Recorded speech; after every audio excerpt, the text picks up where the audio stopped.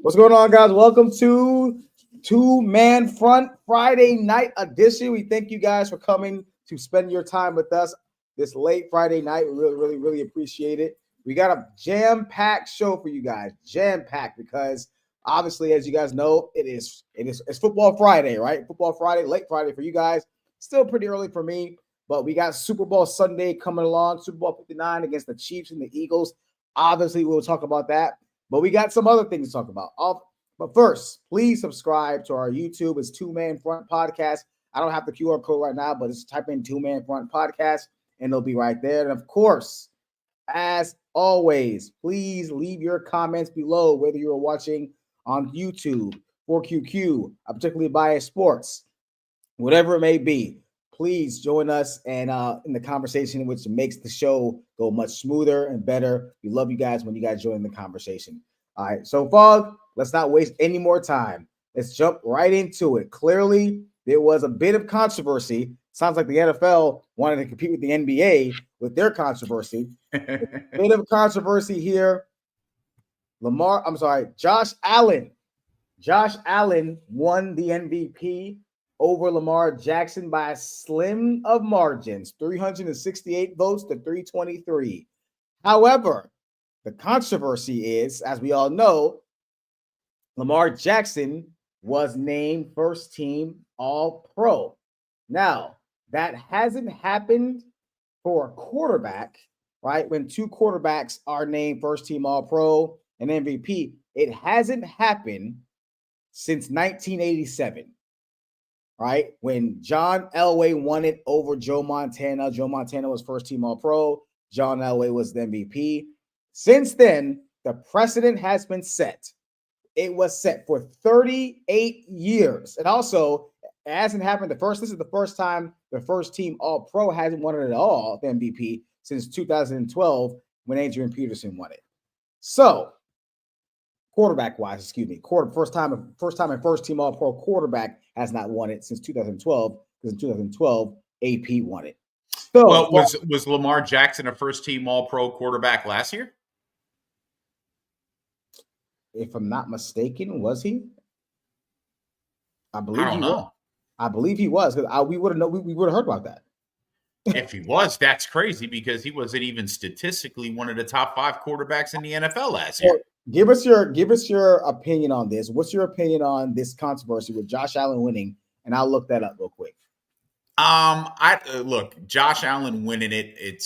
I think they got it wrong, but I've come to the conclusion that over the last 20 years, we've seen this award become a quarterback award. The MVP goes to the quarterback. The quarterback is the most valuable player on the offense.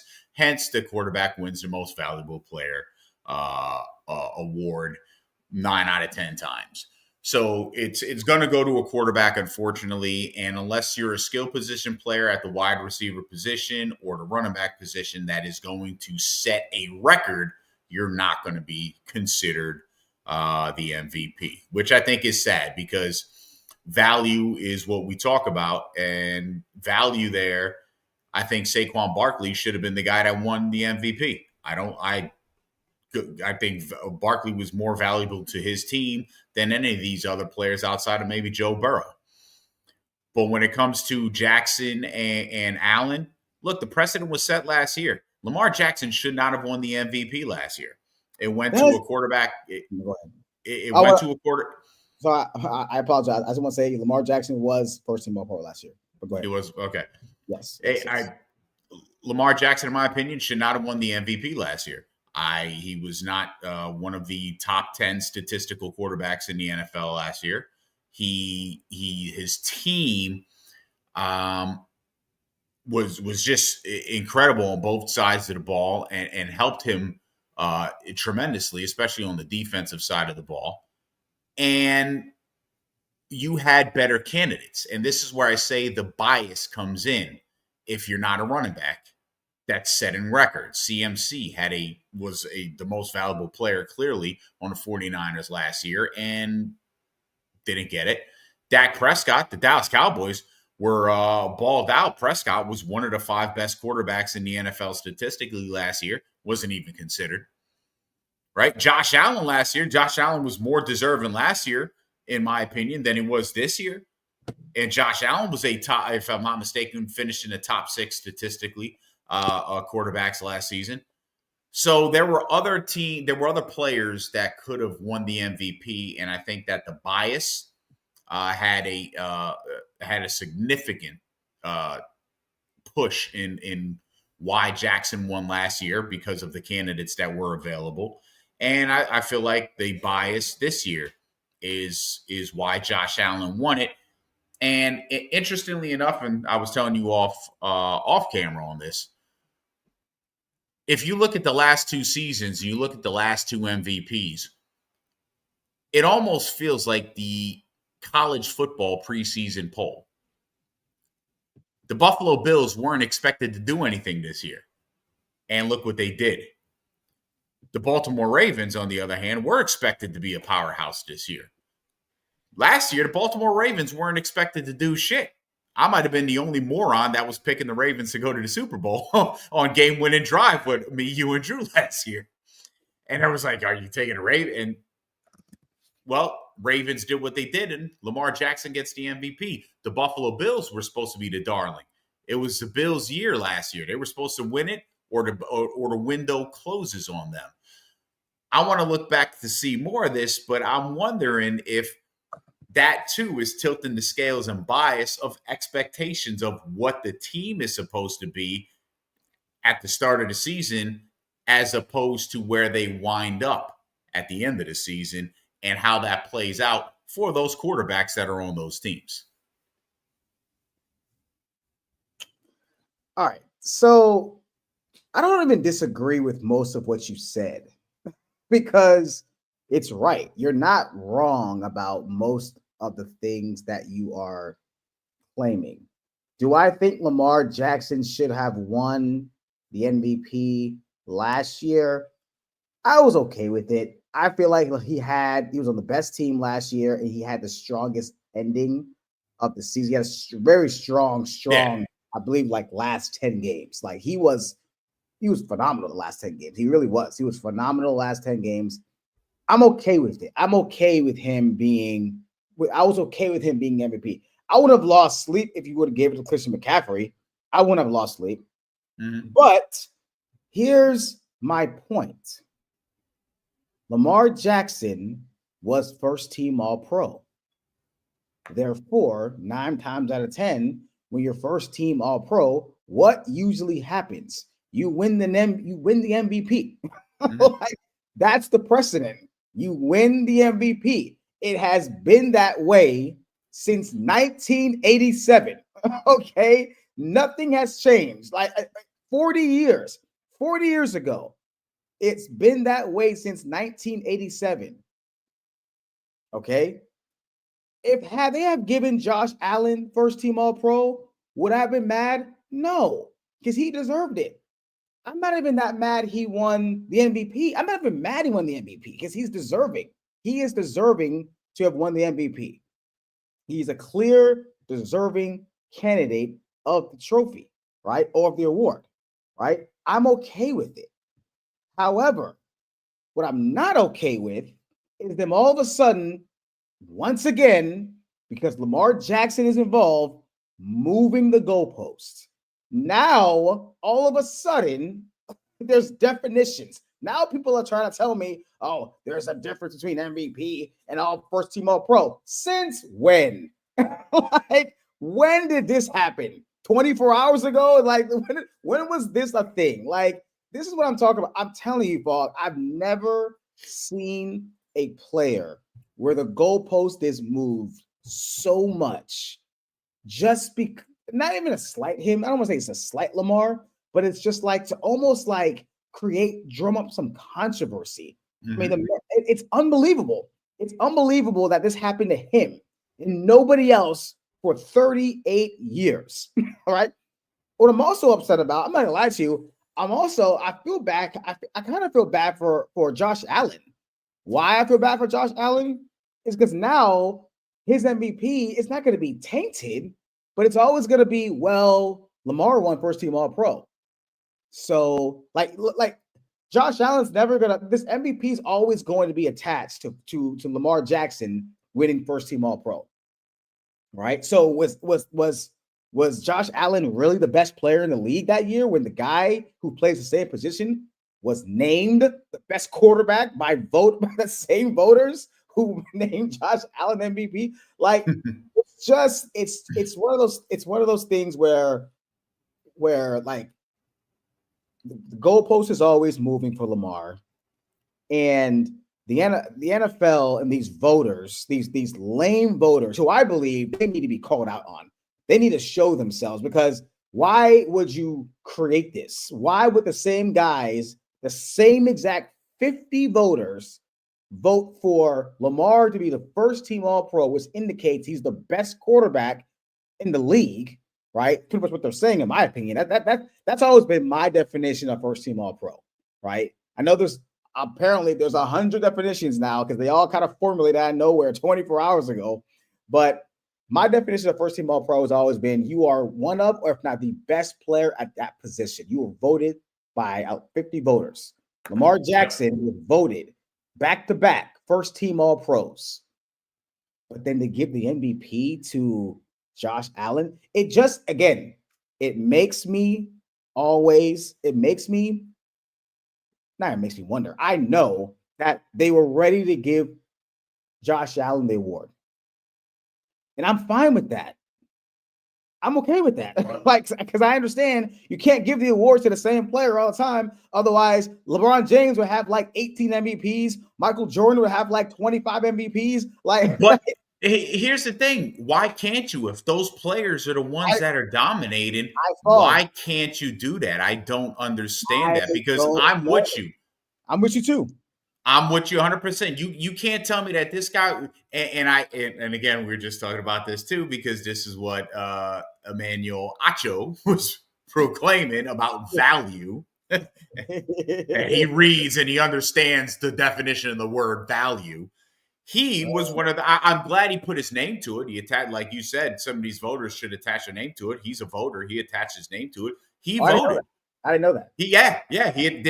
This was part of the conversation. He attached his name to it. He voted for Josh Allen as the MVP, but he voted for Lamar Jackson, first team All Pro. And his response was very basic. Crazy. Josh Allen was more valuable to his team with what he had around him and the success of his team. Lamar Jackson was the best quarterback in the NFL, put up the best numbers. Just because he put up the best numbers doesn't mean he was the most valuable to his team. And again, I can respect that, but then Joe Burrow and Saquon Barkley should have both been in that conversation when it comes to value to their team, because I believe when you look at their numbers and what they did and what they did it with, and I know the Saquon stacked team, this, that, and the other thing, but Jalen Hurts doesn't score those rushing touchdowns. The third and fourth down and short efficiency isn't happening if they don't have Saquon Barkley. I'm sorry, but DeAndre Swift wouldn't have been doing what Barkley did this year, and the Eagles wouldn't be in the position they're in right now if it wasn't for Barkley. So I know the definition of the word value too. Shit. Nope, I 100% agree. I don't agree with what I don't agree with that stance, because like if it's a value award now, then I don't even know who the last 10 MVPs were.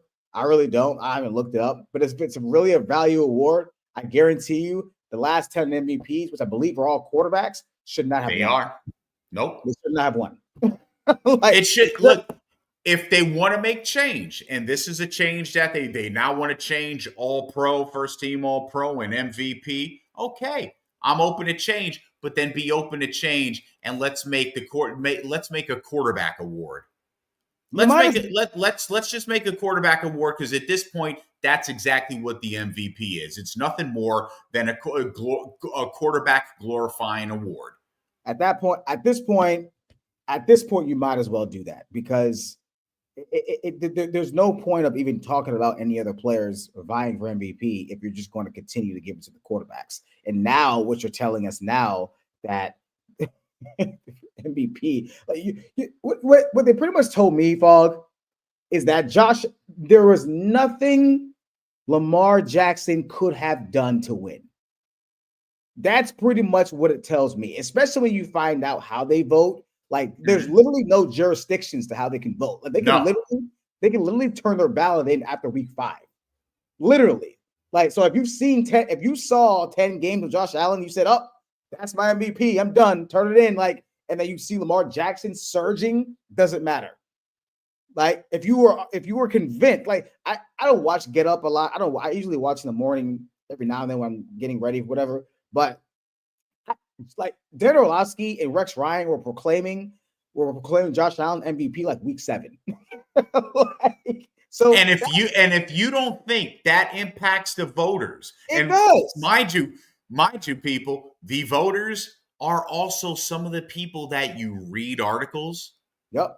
They're some of the people that you see on television who are speaking bias towards other players and individuals and teams.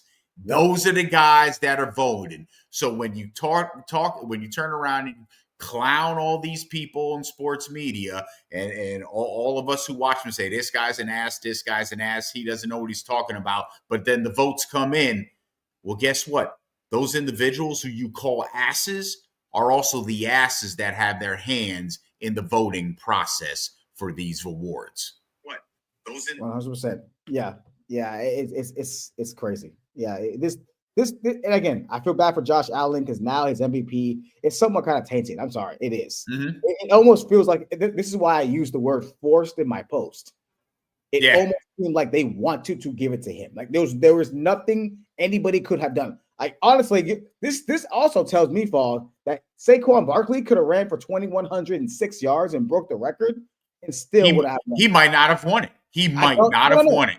He wouldn't have won it because this is literally telling me that. There was nothing anybody could do.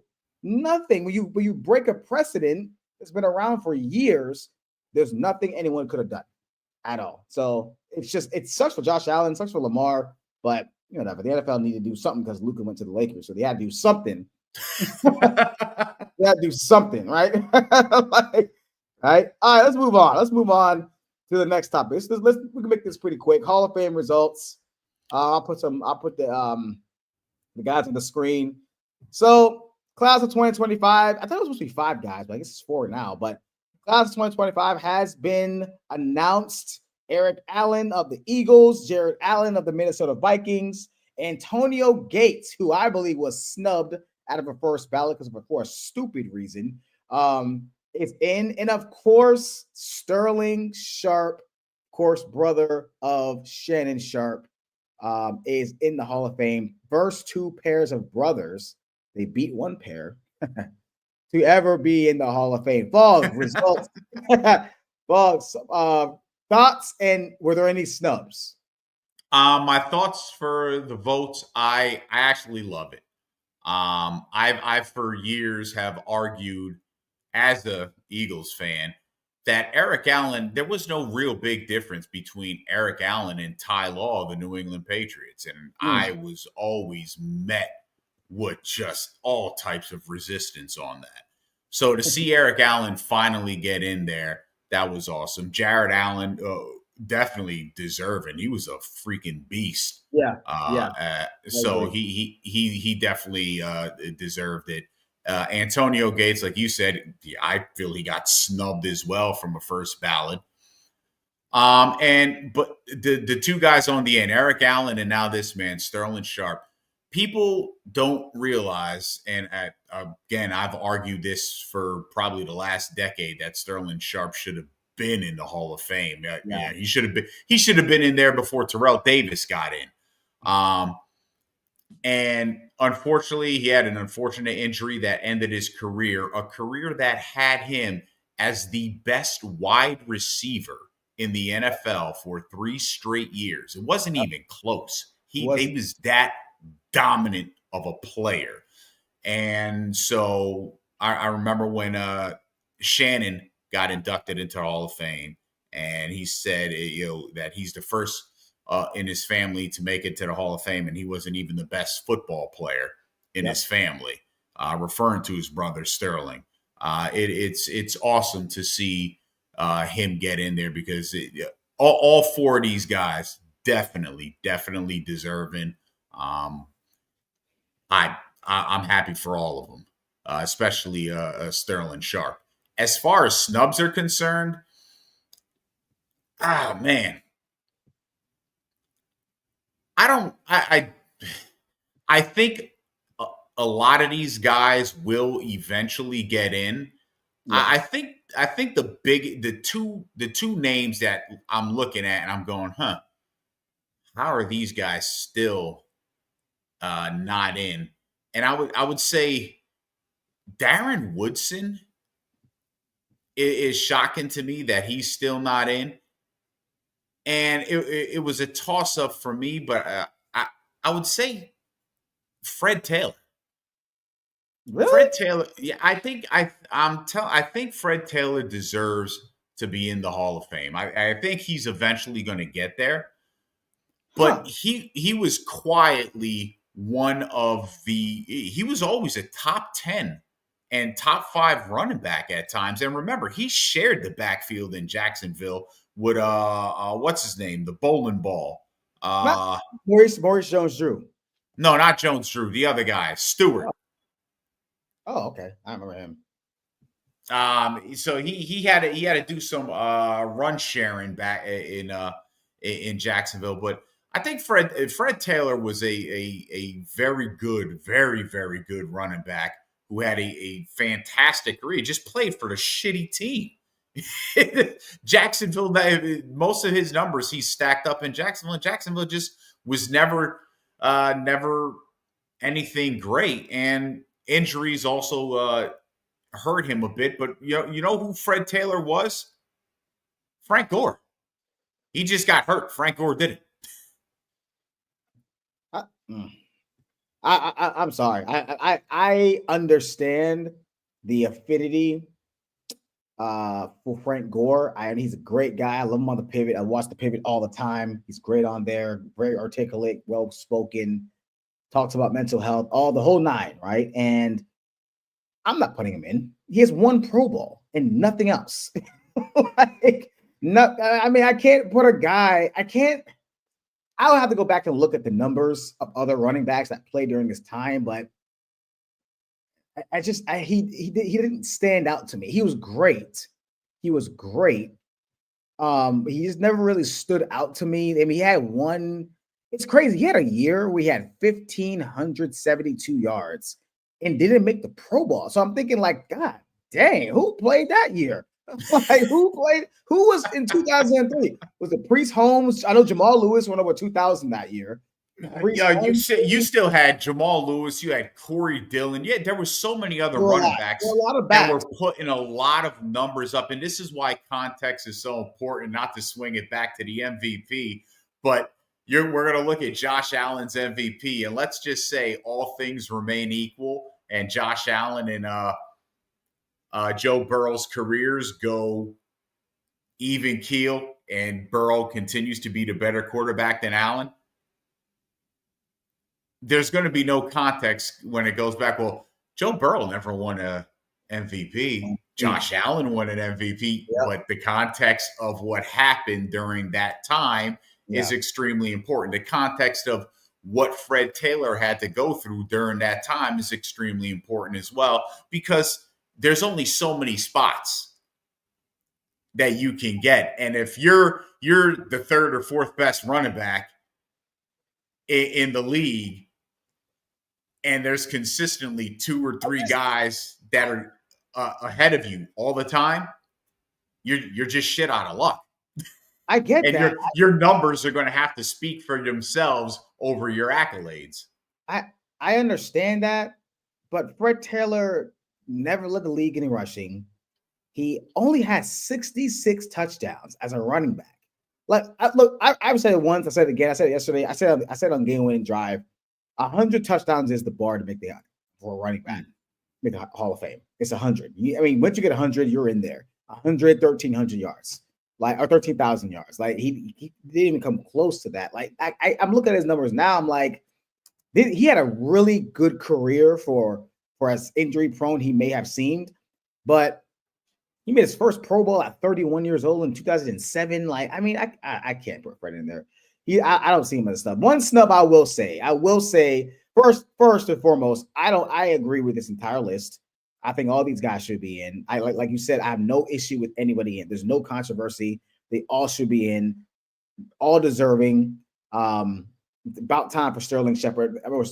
Sterling Sharp, excuse me. Also, I will say that Sterling, if you look, kids, if you don't know who this guy is, look him up. He was the best receiver in the NFL for a good 3-4 year span there. Like he literally had close to Justin Jefferson numbers and before he got hurt. He was that good as a wide receiver. He was on a trajectory to being, well, he's already an all-time great, but a really, really all-time great. So I'm glad these guys are all in. Snub-wise, I'm not gonna lie to you.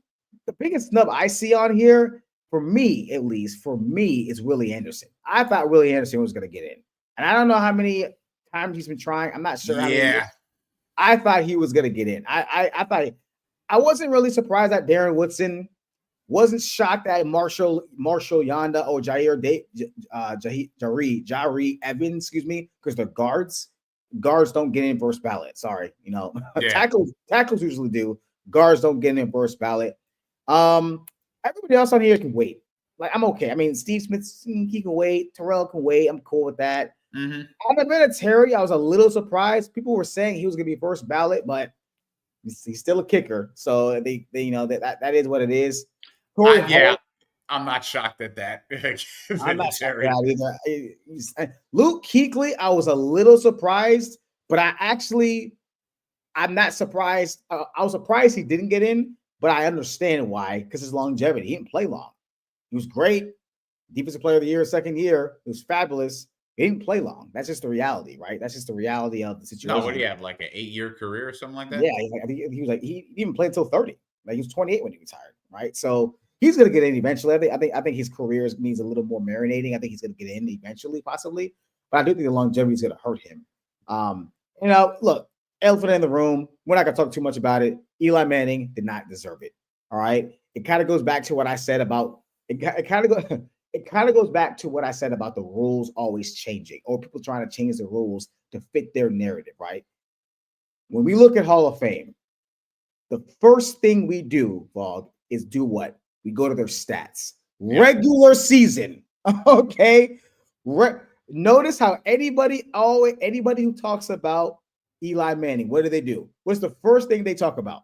He beat Tom Brady in the Super Bowl. That's all they say. Or he does have a pretty impressive playoff record. I'll give him that. His playoff record and numbers are very impressive. This man, 2 seasons. He had 2 playoff runs. That was it. Look at his other playoff numbers. They're subpar, below average. This man has 3 seasons where he threw, I believe he threw 2 seasons where he threw more interceptions than touchdowns. Like, he literally has a 2-to-1 interception, 2 touchdown interception rate. Yep. Stop Eli Manning. We're not going to get too long-winded with him. He's not a Hall of Famer yet. He will get in. He shouldn't get in. He shouldn't get in at all. You're right. But he will get in. I'm happy the voters did the right thing. Okay? Because you know what? Here's the thing. Lastly, before we move on, they kept T.O. out for 3 years. And Terrell Owens is arguably the 3rd greatest wide receiver of all time. And it kept him out because of character. You better not put Eli Manning in that Hall of Fame. you better not put him in the Hall of Fame. I don't give a damn. I don't care. I'm actually, the voters got that one right, and I'm happy they did. I'm happy they got that right. Let's go ahead and move forward. Let's go on and talk a little Super Bowl real quick. I want to talk about something real quick, because this is starting to kind of be a topic that is gaining some traction. And I want to get your take on it, because this is your old head coach for the Eagles. People are saying that Andy Reid, if he wins tomorrow or Sunday, he wins on Sunday, he could be or considered the greatest head coach of all time. I still scratch my head at that, and I'm still I'm trying to see where people are coming from, but it's just not. It ain't marinating with me, man. Do Falls, help you me not? out. Help me Do you not remember our conversation about 2 or 3 weeks ago No, when I said this? Go back to the 2 shows ago. I literally said this, B. so you agree with? I said if he wins this Super Bowl, gives him 3 in a row, you could actually make the case. I believe you can actually make the case for Andy Reid as the greatest head coach of all time. And it's not, he obviously doesn't have all the Super Bowl championships that Bill Belichick has, but to do what he did, not only in Philadelphia, remember, with the Eagles, they went to what, 4, 5 straight NFC championship games? They made it to the Super Bowl. He didn't do it with a Hall of Fame quarterback. Donovan I didn't McNabb's say. not a I Hall of I, Fame quarterback. I He understand. so he dominated there with Philadelphia with the best he could do. Then when he got to Kansas City, he finally got his Brett Favre, because remember, he was on that coaching staff with Mike Holmgren when Brett Favre and the Green Bay Packers went to back-to-back Super Bowls, one Super Bowl. He was always looking for that big armed quarterback, and he finally got it with Patrick Mahomes. What he's been able to do with the Kansas City Chiefs, and as they've structured salaries, as they've lost top tier players, guys who were elite players while they were there, i.e., like Tyreek Hill, as they've shuffled players on the offense and the defense, and still manage to do what they're doing and be as dynasty dominant as they've been since Patrick Mahomes and Andy Reid got together. You win 3 in a row and you do something that no head coach has ever done before. You got Marv Levy, who went to 4 Super Bowls in a row, lost all 4 of them with the Buffalo Bills. But you've got now Andy Reid. This is their 4th Super Bowl with the Kansas City Chiefs, 3rd in a row. Mm-hmm. You win that, I'm telling you, with his coaching track record and what he's done in both Philadelphia and Kansas City as a head coach, I'd say you're hard-pressed not to be able to make the argument that he could be the greatest coach of all time if he does this and wins 3 in a row. I'm not saying he is, but I think he may have a case. You may be able to make the argument. I mean, look what it took Bill Belichick to do to get out of Bill Walsh's shadow. He had to win 9 after like 5. People were like, maybe he's better. But okay. So I'm glad you said that. That's kind of my point, right? It's kind of the same argument I have with people trying to crown Mahomes as the greatest of all time, and he still probably has like 10 more years to play. So I guess my question is, rhetorically, really, why is there such a rush to dethrone people? Like, I just don't like. I remember, look how long it took people to kind of convince themselves that Brady was the GOAT. He had to win 7. Like, he had to win 7 chips. Even when he won 4, people were saying, nope, he ain't better than Montana. Nope, ain't better than Montana. When he won 5, people were still saying, nah, still Montana. I think it took Brady 6th and then 7th one on a different team for people to kind of throw their arms up and say, you know what? He's the GOAT. I think majority of people believe that Tom Brady is the greatest quarterback of all time now, and it took him 7. I don't understand, which I understand to an extent, because yes, it is something that's never been done before. I'm very aware of that part, right? But I still feel like there should be a level of longevity of dominance. And I feel like the New England Patriots are arguably one of the greatest dynasties, 20 years, okay? Mm-hmm. 20-year dynasty. in different eras, right? They won in the early 2000s, and then they won in the mid 2000s. I think they won one more before the calendar turned to 2020, right? And they were just a level of dominance. I understand this like kind of cluster of dominance that the Chiefs have right now. I'm very aware. I get it. And it's very impressive. But what if, like, remember when the look, here's the thing. This is another issue I have because people just are assuming that the Chiefs are always going to win when we know that's not the case. Because remember, there was a time where the Patriots didn't win for 10 years. Right? They were getting to AFC title games, they were getting to Super Bowls, losing to Eli Manning twice, right? But there was a time where they weren't winning. They didn't win anything. And then there was a time where people were questioning, damn, are they ever going to win again? And then they went up and won like 3 more, like in 4 years or 5 years, something like that, something crazy, right? So, like, for me at least, I need to see longevity of dominance. It just can't be like, okay, you're great for this span of 4 or 5 years. Yes, you won 3 in a row, potentially great, but then that's it. So basically we're capping it. That's it. So like, what is it? Okay, so are we setting a precedent where, like, if you don't win 3 in a row, you can't be the greatest of all time? There's somebody got to win 4 in a row? Like, it's just like, I don't understand why we're so quick to dethrone people or teams. Like, I think Andy Reid's gonna go down to the top 5 coach of all time. He is phenomenal. It's funny because just like 4, 5, 6 years ago, maybe even 10 years ago, you were clowning him for his time management. It was shitty. and now he's the GOAT. like it's crazy. Like, it's insane how things kind of turn like that. But I think he's one of the I'll say this for Andy. He is one of the greatest play callers, if not the greatest play caller ever. Like, there's not a better if it was a game for my life and I needed plays to be called for my life, I'm probably going Andy Reid. I'm probably going Andy Reid. I don't think there's a better play caller in the NFL.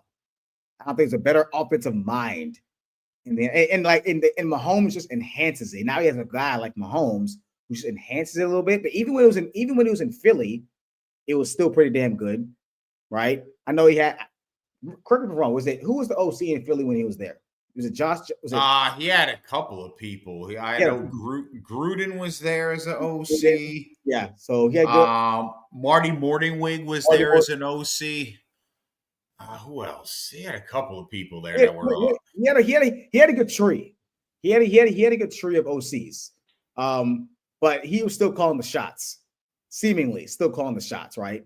And then when he got to Kansas City with Alex Smith, he was phenomenal. Yeah. Right? With Alex Smith, right?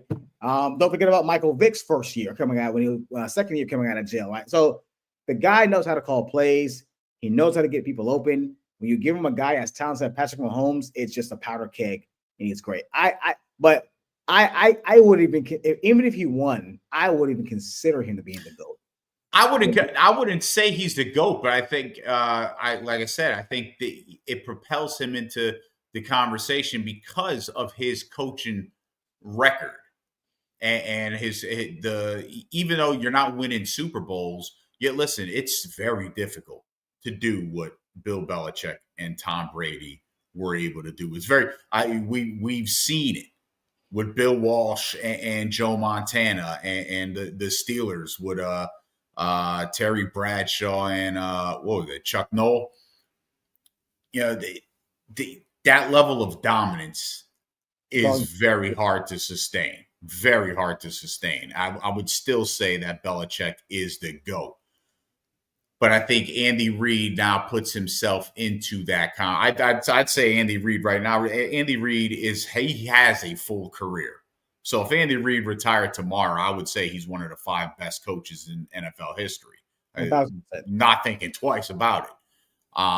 So I think just doing this and having that success and being able to win 3 in a row, it's not saying that, some other coach should come in and do that and now dare to go. No, because if you don't have the history, if you don't have the record and the resume of an Andy Reid, then you can't even be in the conversation. Hey, that's great. You won 3 in a row or 4 in a row. Congratulations. you'll be in the conversation. But if that's all you do with your career and it doesn't even measure up to the wins and losses that some of these other guys like Bill Belichick, Bill Walsh, Andy Reid, and others, if it doesn't compare, then you can't be considered a GOAT. So I don't think a precedent would be set or is being set by saying, oh, he's automatically now the GOAT because he won 3 Super Bowls in a row. I think that is like the cherry on top to this man's long career. Okay. All right. That was compelling. That was compelling. He ain't my GOAT, though. I'll tell you that. No. No, I'm still mad at him in Philly. Yeah, he did fuck up Yeah. time management in the playoffs a couple of times. So yeah, no, I'm definitely still pissed. Not to say that Bill didn't have his hard times either. I just I kind of wish this is not going to go on much longer because obviously he's up there in age. Sneaky old, 66 years old is what Andy Reid is, right? So we'll see what happens, but I wish we would have got a longer version of this, possibly. Like Bill got Brady when he was, I guess I'm guessing in his late 50s, maybe. I don't know. But yeah, let's I can't wrap my head around the GOAT thing though. I can't. I believe Bill has 7 of these or 8 or something like that. Like I can't wrap my head around that, but we'll see, man. We will definitely see. But let's go ahead and move on. Let's move to the game. We got some over-unders, some fun over-unders. All right. So first over-under, Fog. First over-under. You're a betting man. Here we go. First over-under. 240+ runs for Saquon Barkley. Under. Under? I'm gonna say under. You think he breaks 1 at least? I think he could get 1. I think he could definitely get 1 against his defense. Did he wait? Last, I'm sorry. In the Commanders game, how many 20+ yard runs did he have? I'm gonna say he had more than obviously the first opening run. That's 1. Yeah. And then I want to say he probably had 1 more. And you guys put the over under at 3, right? Yeah, so it was under. Who took the under again? I'm gonna say under this too. I think he breaks off. I think he breaks 1. I think he breaks for 1, and then I think that's when I think the Chiefs really kind of key in on him. And I think his big one is going to be in the first quarter. I think he's going to be juiced up. I think he's going to break 1. I do. All right. So next one, next over under 2 rushing TDs for Jalen Hurts. Oh man, shit. I'm going to take the under on this one. I think Hurts may have a better passing game than he does rushing in this one. Okay. He had 3 in the last Super Bowl. He had 3 rushing touchdowns, 1 pass. People forget that Jalen Hurts was sensational in that first Super Bowl. Oh yeah. He had 70 yards rushing, over 300 yards passing, 3 touchdowns on the ground, 1 through the air. I mean, the guy had one of the greatest Super Bowl performances we've ever seen. Right? I mean, but it's literally forgotten. And it's incredible how that's forgotten. I'm going to say, man, I want to push, but you say under or over? I'm taking the under in this one.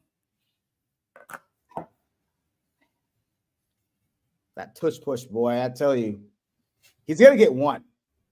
Oh, I think he's definitely getting 1. I'm going to go 2. I'm going to push. I'm going to push. All right, here we go. Over under Xavier Worthy, 80 all-purpose yards.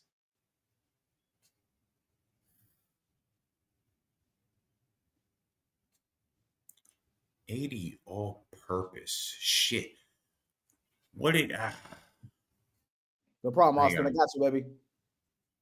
You're gonna have me look this up. I'm gonna say I'm gonna take the under on this one. You almost said You almost said over. You almost said over.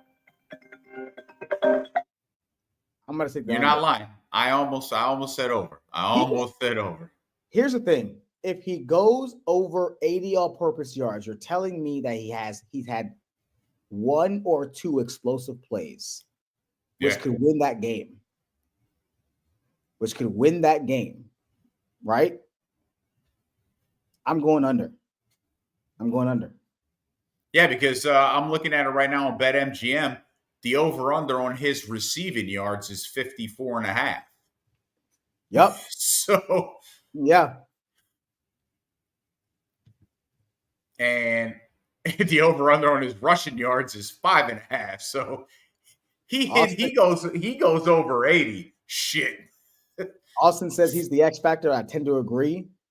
If he goes over 80 yards, that it might be a long day. It might be a long day for the Eagles. Might be a long day. All right, next one. Here we go. 182.5 yards passing for Patrick Mahomes. I almost want to say I'm gonna take the over. He had 182 yards 2 years ago. I'm taking the over against a worse secondary. I'm still taking the over. Okay. I'm still taking the over. If you would have put that at like 210, then I'd be like, but 182.5, yeah. I honestly listen. He's going to have to throw over that in order to keep this game close. Okay. So if he throws under 182 yards passing, they got killed or he got hurt.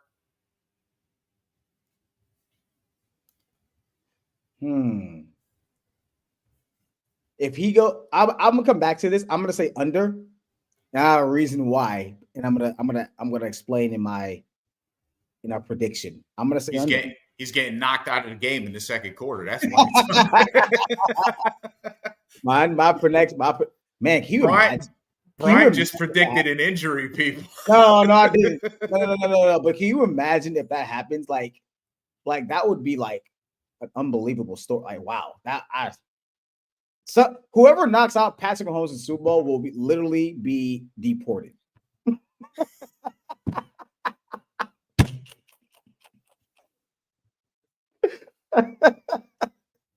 I'm telling you, you will never hear from that man again. You will never hear from that person. That person is done. Pelican Bay is where he's going. That's where he's going. Wow. Let someone knock out Patrick Mahomes. Oh my God. Jalen Carter is screwed. Oh my gosh. He is done. He is done. Yeah, sorry. That may have been too early. I'm sorry. Pelican Bay. It's sensitive right now. My bad, Chris. My bad. All right, here we go. Over under 49.5 combined points. I'm taking the over in this game. Really? Yeah. That was quick. I'm taking the over. For some reason, I can easily see this game where Philly or KC. I would say 27-24. Say would not shock me to see the score in that ballpark. I feel like this game is going to be tight and defensively played. I feel like Super Bowls are usually played very conservatively, right? I really do. I have a score. We're going to give our scores at the end when we predict. And I have a low-ish score game, so I'm going to go under. I'm going to go under 49.5 points. That means that both teams are scored unless something gets blown out. But both teams are in the 20s. You got to remember, both these teams have explosive players. They do. No, they do. You're right. You're right. To including the quarterback position. 100%. No, you're correct. You're correct. This one should have been last, but my bad. I made it kind of out of order, but we'll do it now. Over under AJ Brown 6.5 receptions in this game. And this is why I'm saying Jalen Hurts is not going to rush for more than one touchdown in this game. I'm taking the over on that one. Wow. So this will be kind of a breakout game for AJ then. If he has 7 catches, I'm anticipating he's cooking McDuffie. That's what I'm thinking. He's cooking him then. Either him or Devonta Smith are going to go absolutely off. I think whoever. Well, remember 2 years ago, both these guys got cooked. Like McDuffie and Snead. Yeah, I believe they both guys played really well. Did both AJ and Devontae score in that Super Bowl? No, because Jalen only had 1 touchdown. He only scored one. I think it was AJ. I think AJ scored. But both Devontae and AJ Brown played pretty well. So look, I would say whoever's Trent McDuffie's not covering, that guy's gonna go off. I think Devontae Smith has a big game. I think I'll give Devontae the over on this over AJ Brown. I will. Let's see what some comments say. Say Chris Green's guys. Hey, Chris Green, let's start a GoFundMe for Fall to get some tight early, but there's gonna be some fluky stuff later. I agree. That's just way Chiefs games tend to go. I agree with that, Chris. McDuffie got to cover Smith and double AJ. Ooh, okay. Honestly, I'm not mad at that. I honestly, for me, I think I'm more afraid of Devontae Smith than AJ Brown. That's just me, though. I would put my best guy on Devontae Smith, and if AJ Brown beats us, then he beats us. That's fine. I wouldn't want Devontae Smith. Devontae, I feel like he's a little more dangerous, in my opinion. A little more dangerous. All right. Couple prop bets real quick. Let's do some prop bets. I know you like prop bets because you are a gambling addict. Prop bets. First scoring touchdown. First scoring play. Touchdown, field goal, or other. What is it going to be? I'm taking a touchdown. I'm going field goal. Conservative Super Bowl. First TD score. Saquon, Jalen, Kareem Hunt, Travis Kelce, Xavier Worthy.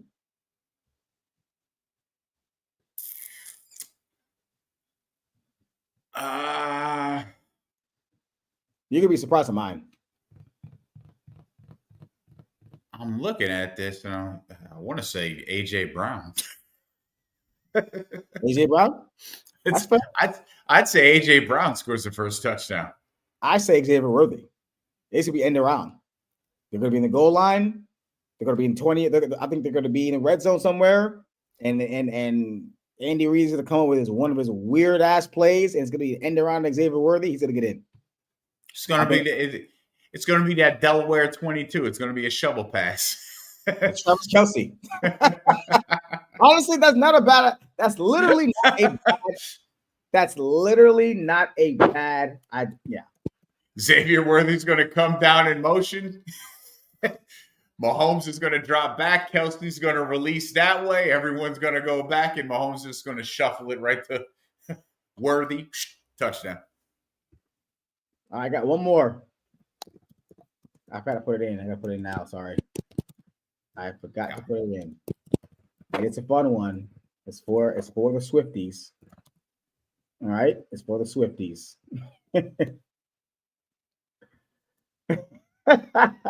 Is she performing at halftime with Kendrick? Oh man, I don't know. I'm not sure. I don't know, but hold on. What is it? Plus, okay. Why didn't he do a song with her?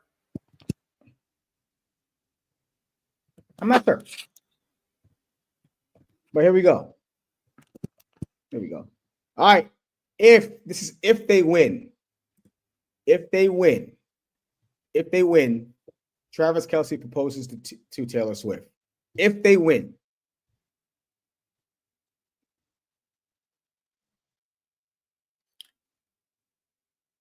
I'd say yeah.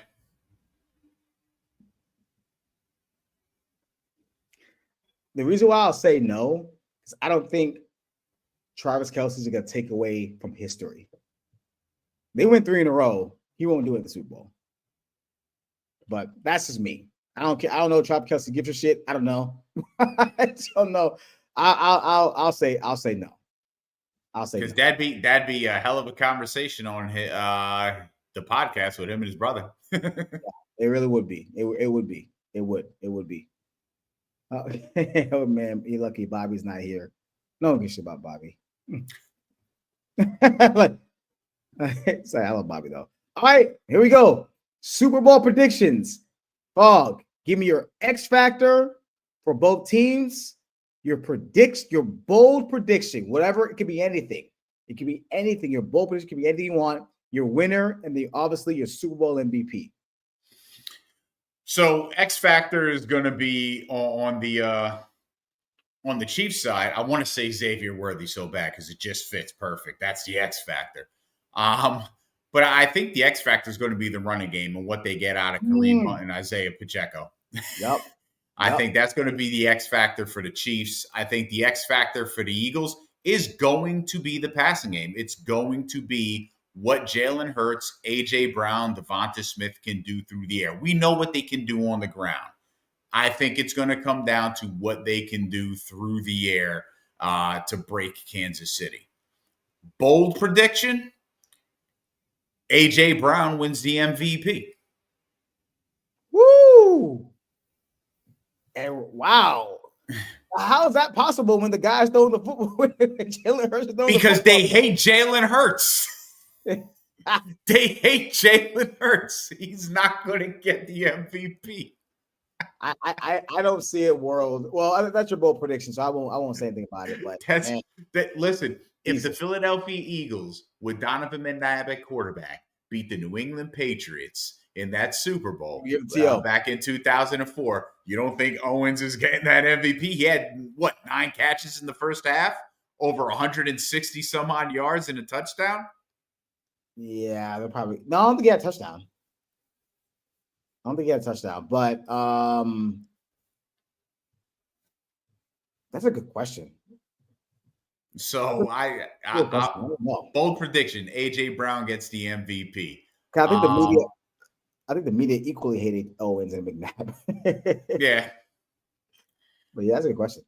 The winner, I'm taking the Eagles to win this one. I think I think Philadelphia is going to pull this off, and I can see the score. In all honesty, Philadelphia winning 27, Kansas City 23. And the MVP in that, I'm going to be honest, the more logical MVP in that scenario is going to be Saquon Barkley. Okay. I mean, I feel like it's the best formula for them to win, so it would logically be Saquon Barkley. Like I don't think like the Eagles. I don't think Saquon Barkley has to run for 200 yards to win an MVP. No, he needs just to be the guy that's moving the football. All right, Hobbs, if you want to talk shit, you should have came in the beginning of the show, buddy. We already talked about this. I'm playing, bud. Hey, look, Hobbs, like we said, like I talked to you on the show or on the page. Very deserving MVP for Josh Allen. They just screwed your boy because now his MVP is controversial. But anyways, all right. Super Bowl MVP. I'm sorry, Super Bowl predictions. My X factor, you took the words right out of my mouth, man. But you know what? I'll go a different direction because I feel like this is going to be a different game, a defensive game. I think my X factor is going to be Chris Jones. I think Chris Jones is going to be a guy that's going to wreak some havoc. I almost want to pick Trent McDuffie as well. I think this is going to be a game where they're going to make Jalen Hurts throw the football. And, I could go. You can go a lot of different ways. I can even say the whole front seven. No, I can even say Spags. Like Spags to be an X factor, right? And how they contain Saquon Barkley, right? But I do like yours. I picked the running backs. I picked the running backs on game-winning drive a couple of days ago. But I'll say my X factor for this game for the Chiefs is going to be, I'll say Chris Jones. And for the Eagles, my X factor is going to be Devonta Smith. I think Devonta Smith is going to. I think he's probably going to make. I think he's going to make 2 or 3 just spectacular sideline catches or some type of play that's going to be wild. Because I think whoever, if McDuffie's not on him, if he's not on him, he's gonna be. I think Devontae is gonna cook. I really do. As long as Jalen finds him, he's gonna cook. Bold prediction. All right, so I said the same thing on game winning drive. My bold prediction for this game is I do think Patrick Mahomes is gonna struggle. I think he's gonna struggle as far as like what we're used to seeing in the Super Bowls. I can see a couple of interceptions. One may be his fault, another one may not be his fault. I can see a multi-interception game. I can see him being very frustrated in this game. I can see the Eagles doing whatever they got, frustrating the hell, because I think this is by far, not even close, the best secondary he's going to play, right? All year. This secondary for the Eagles has been phenomenal. The front seven has been phenomenal. I don't like, my God, Jawan, whoever is shading over Jawan Taylor, he's licking their chops because he's terrible. Yep. He's so bad. I really think Mahomes is going to struggle. I really do. I do. With that being said, though, I do believe, and Chris Green kind of said it, I somehow, some way, I do believe he's going to get the ball back. He's going to make a play or two, and he's going to win the game. And the Chiefs are going to win 3 in a row. With all that being, I think when you look back at the stats 10 years from now from the Super Bowl, I think Mahomes' numbers are going to be pedestrian, awful. Yeah. I think it's bad. I think it's going to be. That's why I say I think it's going to be under 182 yards. I can see 170 possibly, 175, a touchdown and two picks maybe possibly. I think it's going to be pretty pedestrian, not pedestrian, but just really average, below average for his standards. I'm going with the Chiefs. Did you give a score? Yeah, 27-23. Damn. My score is going to be 23-17. 23-17. Chiefs. MVP. My MVP for this game, I think is going to go to the defensive guy. I'm going to go ahead and say Chris Jones. I think Chris Jones wins the MVP. I think he's going to be a factor. I don't think he's going to be an offensive guy. I think defense. I think Spags and this defense has really carried this team pretty much all season. I mean, obviously, Mahomes did his thing. I think it's going to be a defensive game. I think the Chiefs are going to play as well as they've ever played on defense. I still think Saquon Barkley is going to get his. I still think he's going to get his. I think he's still going to have at least 130-plus run. I think he's too good not to have one. He's too good not to have a 30-plus run, but I don't think it's going to be enough. I really don't. So that's that's my our predictions, man. Okay. We got Eagles, I got Chiefs. Let's see. Hobbs has something to say real quick. Wish I saw this. I know you believe Lamar should have won, but would you have preferred a co-MVP? Nope. Hate co-MVPs. No. I don't believe Lamar should have won, so. Right. I mean, look, nope. I think there's only been one co-MVP, and that was a Manning and Peyton Manning and Barry, was it? McNair, Steve McNair in 2003. Oh, yeah, McNair. Yeah, people forget. Oh, I'm sorry, McNabb. No, McNair. No, Steve McNair. Yeah, McNair. People forget about that. That was a co-MVP. I don't like co-MVPs because it's random. Because I feel like there's other, like last year could have been a co-MVP with McCaffrey and Lamar Jackson. Right? That would have been perfect. Like that would have been fine. You know, there was one year where I think Peyton Manning won it and Chris Johnson had like 2,500 plus like all-purpose yards. He had for 2,000 that year and he didn't win it. So there's been so many years they could have won. They could have done the co-MVP. Like Fogg and I said, Hobbs, it should really just be a quarterback award. Just because I think consensusly, I think there would have been less controversy if Saquon Barkley would have won. Yeah. Like, right? You know what I'm saying? Like if Saquon would have won, and even if Lamar Jackson was MVP or first team all pro, I think we all consensusly would have agreed. And if Hobbs, I know your boy got it, but I think we all consensusly would have agreed in unison, that if Saquon Barkley was MVP. But that's just us, though. Right? Brett Favre and Barry Sanders co-MVP'd as well. Really? Oh, 98. Yeah. 90, yeah. 98, when I think Barry ran for 2,000. Wow. Well, they easily could have done that this year. It could have been Saquon and somebody else. Saquon Lamar, Saquon Josh Allen. But, the NFL, again, I like conspiracies, man. I really believe they did this because of the Luka trade. I honestly believe it. I'm telling you. No, for real, dude, no fuck. Real talk. I literally was consumed with that trade up until like Thursday. I didn't even remember the Super Bowl until like today. I was like, shit, we got a game on Sunday. Like, I'm telling you, the NFL was like, oh, hell nah. They know how to push buttons. The NFL said Barkley definitely deserved Offensive Player of the Year. Listen. Who did he win it? Yeah, he did, but that's by default. In my, like I said, the sports writer, I would have had Barkley winning the MVP, Jamar Chase as the Offensive Player of the Year. Incredible.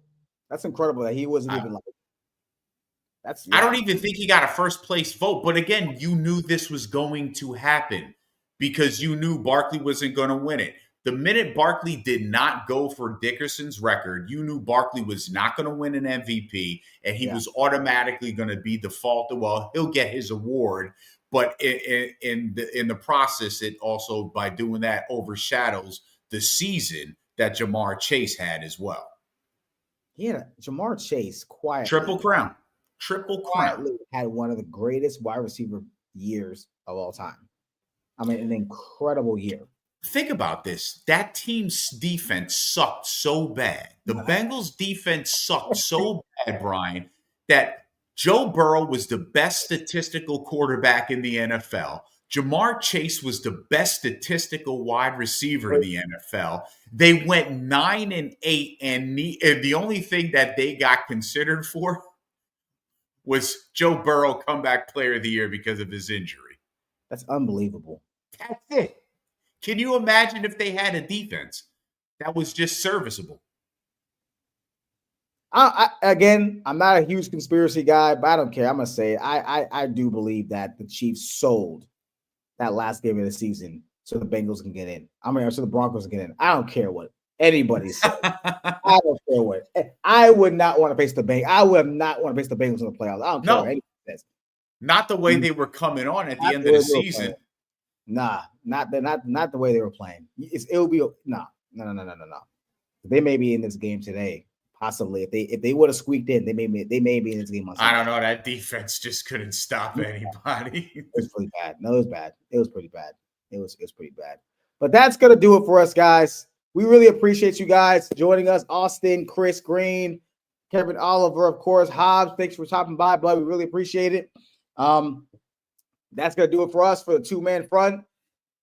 We got a big game. Obviously, we got Super Bowl coming up. Fall, any last words? Yeah, go Birds.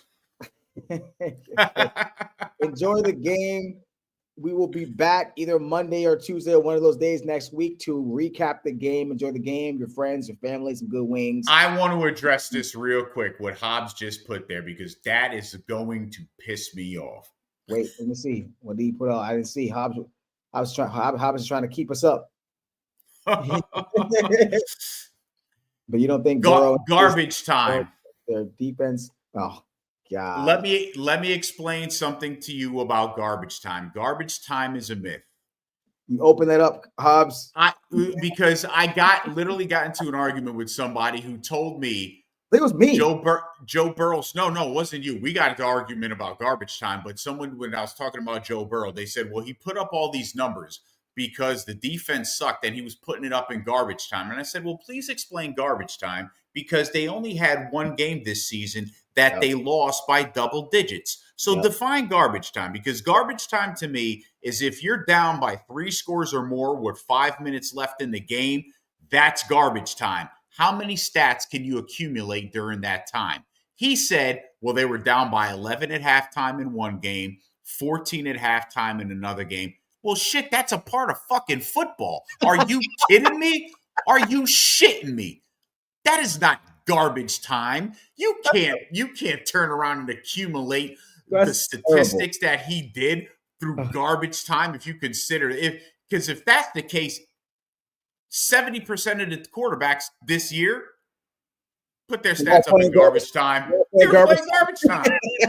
at halftime is insane. Like, you come on. I don't know who this was, but you can't being down by 10 at a halftime is literally a part of football. And I don't know a coach in the world that would consider that being garbage time if they're down by 10 at halftime. Come on, dude. If you want to argue he had the opportunity to accumulate the stats that he did via garbage time, or because they were playing from behind.